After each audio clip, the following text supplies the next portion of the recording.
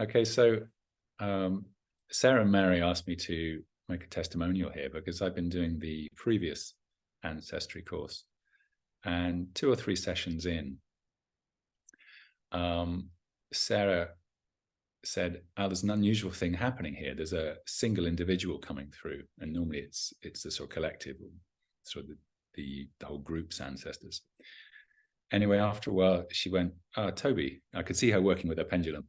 "Toby, this is one of your ancestors." And I was like, "Okay, this could be interesting." And then she said, "It's 5 generations ago, and there's a sense of them being lost at sea." And this meant absolutely nothing to me because I have no idea about my ancestors 5 generations ago. So we sort of left it there. Mary and Sarah did their work. There was this sort of sense of deepening peace, as happens each time for me that we do the processes. And I left it there.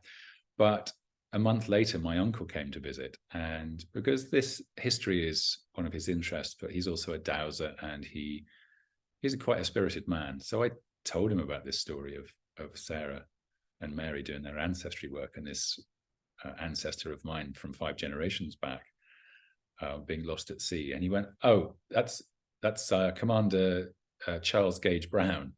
I'm like, "Okay, right, what's going on here?" So he immediately knew. And he said, "Right, this is 210 or 215 years ago.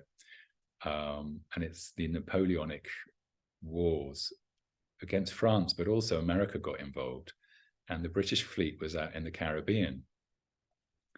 And he told me that this sort of forebear of mine, who at that point was a midshipman, Charles Brown, which is like a junior officer, was involved in all the sorts of stuff. And it's Pirates of the Caribbean period. So there's all sorts of shenanigans going on out there for several years. And he was on a series of boats, frigates, I guess, whatever. It's all sort of sailing ships at this point. And one of the boats he was on got caught in a hurricane and was swept, I think turned over, and he was hanging on to the keel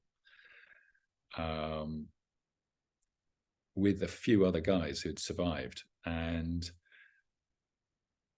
I think they were miles off any land, so they couldn't see any land, and they were very much lost at sea.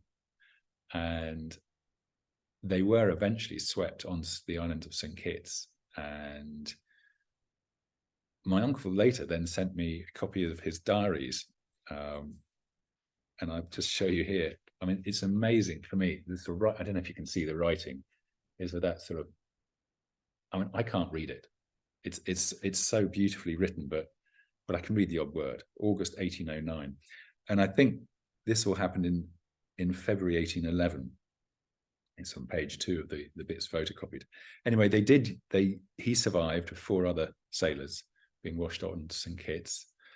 They were then taken prisoner.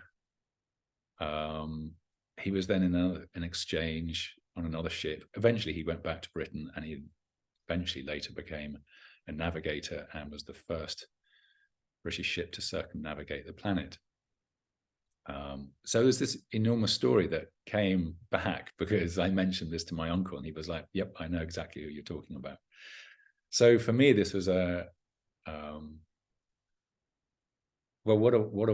is confirmation that Mary and Sarah were really tuning into something extraordinarily alive and real.